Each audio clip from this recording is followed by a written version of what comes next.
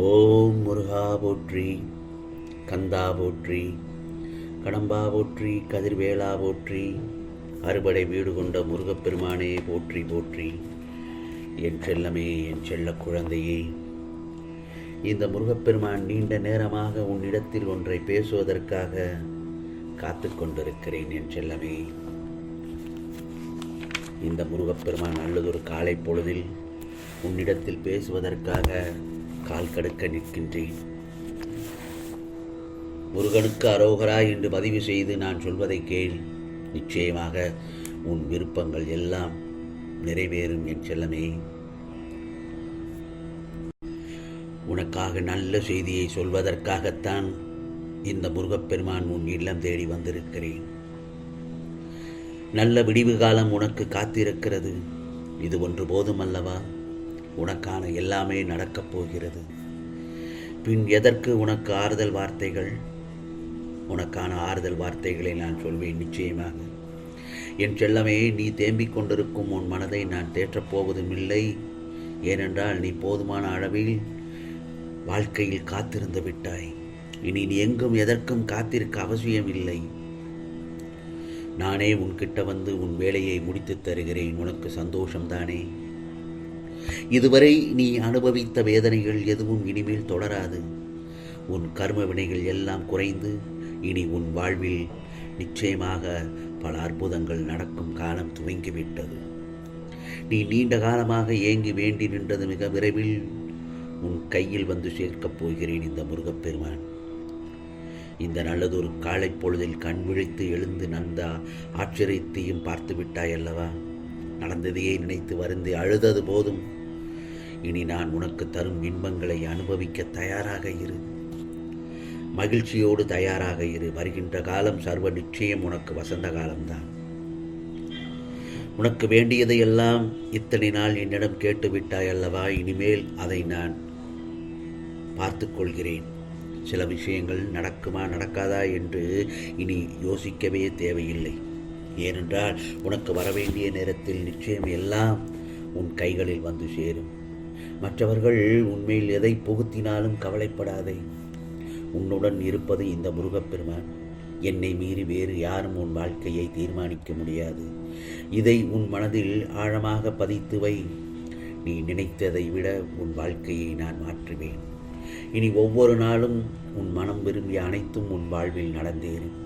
ஆம் செல்லமே, நீ நேற்றைய கனவில் கண்ட நிகழ்வுகள் எல்லாம் நிஜத்தில் நடக்கும் நாள்தான் இன்று. நீ எதிர்பார்த்த சந்தோஷ தருணங்களை சந்திக்கப் போகிறாய்.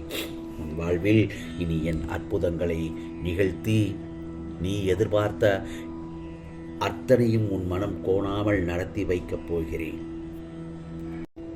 ஆகவே வாழ்க்கையில் மகிழ்ச்சி வேண்டும் என்றால் நீ சந்தோஷமாக இருக்கும் ஒரு செயலில் நீ முழுமையாக ஈடுபட்டாலே போதும். மகிழ்ச்சி என்பது நாம் பயனுள்ளபடி செய்யும் ஒரு செயலின் முடிவில் கிடைப்பதாகும். நீ ஒவ்வொரு நாளும் பயனுள்ள பல விஷயங்களை செய்ய முடியும். உடற்பயிற்சி செய்வது, நல்ல உணவுகளை உட்கொள்வது, பிறரிடத்தில் நல்ல வார்த்தைகளை பயன்படுத்துவது, அதுதான் முக்கியம். அதே நேரத்தில் அனைவரிடமும் நல்ல முறையில் நடந்து கொள்வது என பல பயனுள்ள செயல்களை உனக்கான தினசரி வாழ்க்கையில் செய்ய முடியும். செய்து காட்டு. இவை நிச்சயம் உனக்கு மகிழ்ச்சியான உணர்வை ஏற்படுத்தும். ஒருவேளை உனது வாழ்க்கையில் மிகப்பெரிய இடத்திற்கு செல்ல வேண்டும் என விரும்பினால் சில சமயங்களில் அங்கேயே செல்வதற்கு சிறிது நேரமாகலாம். அதற்கு நீ கொஞ்சம் பொறுமைதான் காக்க வேண்டும். யாரையும் எளிதில் நம்புவது நமக்கான தொடர் எதிரியாகும். என் செல்லமே, உதாரணமாக ஒரு கருத்து 1,00,000 முதலீடு போட்டால் 6 மாதத்தில் 2 லட்சம் ஆகும் என ஒருவர் நம்பகத்தன்மையோடு போய் சொன்னால் அதை நம்பினால் உனக்கு நஷ்டம்தான். அதிக நம்பிக்கையும் ஆபத்துத்தான். நம்ப வேண்டியதை மட்டும் நம்பகத்தன்மை இருந்தால் நம்பலாம். அதை விடுத்து தேவையில்லாத அதிக நம்பிக்கை வேண்டவே வேண்டாம். உன் வாழ்க்கையில் நீ மேற்கொள்ளப்படும் செயல்களில் முழு நம்பிக்கை வைத்து செயல்படு.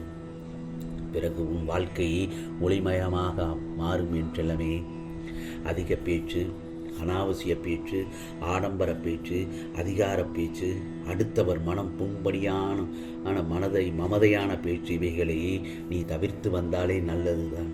அதே போலத்தான் நாமே பேசிக்கொண்டிருக்காமல் அடுத்தவர் குரலுக்கும் செவி மடுத்து நியாயமாய் பேச வேண்டும். அதிகம் பேசுதல், அதிக பிரசங்கத்தனமாக பேசுதல் தவிர்ப்பதே மிகவும் சரியான ஒன்றாகும். ஆகவே நம்முடைய பேச்சு நமக்கு மரியாதையை குறைத்து விடும். அதிகப்படியான பேச்சு, தேவையில்லாமல் பேசிக்கொண்டே இருந்தால் இவர் என்ன சொல என்று பேசிக்கொண்டே இருக்கிறார் என்று சொல்லிவிடுவார்கள். மரியாதையே இருக்காது என்பதை உணர்ந்து நடப்பது நல்லதுதான். அதே போலத்தான் அதிகமான எதிர்பார்ப்பு உனக்கு முதல் எதிரி. அதிகமான எதிர்பார்ப்பு உனக்கு முதல் எதிரியாகும். வயலில் நெல் விளைவிக்கும் நாற்றை பிரித்து தான் நடவு செய்ய வேண்டும். அப்போதுதான் பயிர் விளையும். அதிகமாக விளைய வேண்டும் என்ற சிந்தனையில் கட்டுக்கட்டாக நடவு நட்டால் பயிர் எப்படி வளரும்? விளைச்சல் எங்கிருந்து வரும்? அதே போலத்தான் அதை செய்யலாம் இதை செய்யலாம் என பேராசைப்பட்டு கொண்டே எல்லா வேலைகளையும் ஒரு சேர இழுத்து போட்டு கொண்டால் உன்னால் எதையும் முழுமையாக செய்ய முடியாது. ஒன்று கூட உருப்படியாக நடக்காது. அதீத எதிர்பார்ப்பு உனக்கு சந்தோஷத்தை கெடுக்கும் முதல் எதிரி.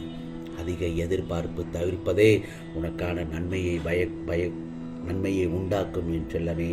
அதே போலத்தான் உனக்கிருக்கும் பிரச்சனைகளை வைத்துக்கொண்டு உன் குடும்பத்தினரை சிதைப்பது எந்த விதத்திலும் நியாயமில்லை. எனவே உன் வீட்டில் நீ அன்பை தவிர, சிரிப்பை தவிர வேறு எதையும் காட்டக்கூடாது.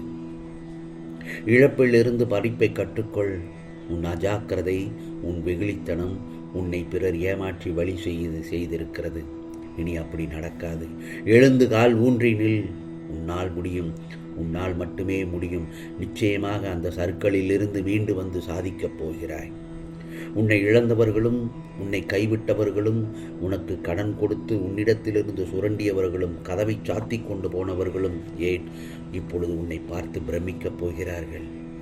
மீண்டும் வந்து உன்னிடம் ஒட்டிக்கொள்ளலாம் என நினைக்கப் போகிறார்கள். உனக்கு எல்லா சூழ்நிலைகளிலும் இந்த முருகப்பெருமான் நல்லதொரு விதமாக உனக்கு துணையாக நிற்பேன். நிச்சயமாக நான் உன்னை விட்டு விலகவும் மாட்டேன், கைவிடவும் மாட்டேன். என் வார்த்தைகள் மீது நம்பிக்கை வைத்து செயல்படும். நிச்சயமாக உனக்கானது நல்லது நடக்கும் என் செல்லமே. என்னுடைய அருள் பெற்று நீ சீரும் சிறப்புமாக வாழ்வாய். இது முருகப்பெருமானின் அருள் வாக்கு உனக்கானது. இந்த நல்ல காலை பொழுதில் இந்த முருகப்பெருமான் உனக்கு நல்லதை சொல்லி இன்றைய நாளை தொடங்கி விட்டாய் அல்லவா? நிச்சயமாக உனக்கானதெல்லாம் நல்லது நடக்கும். நல்லது மட்டுமே நடக்கும். அதுவும் நன்மையாகவே இருக்கும். ஓம் சரவண பவ. ஓம் சரவண பவ. ஓம் சரவண பவ.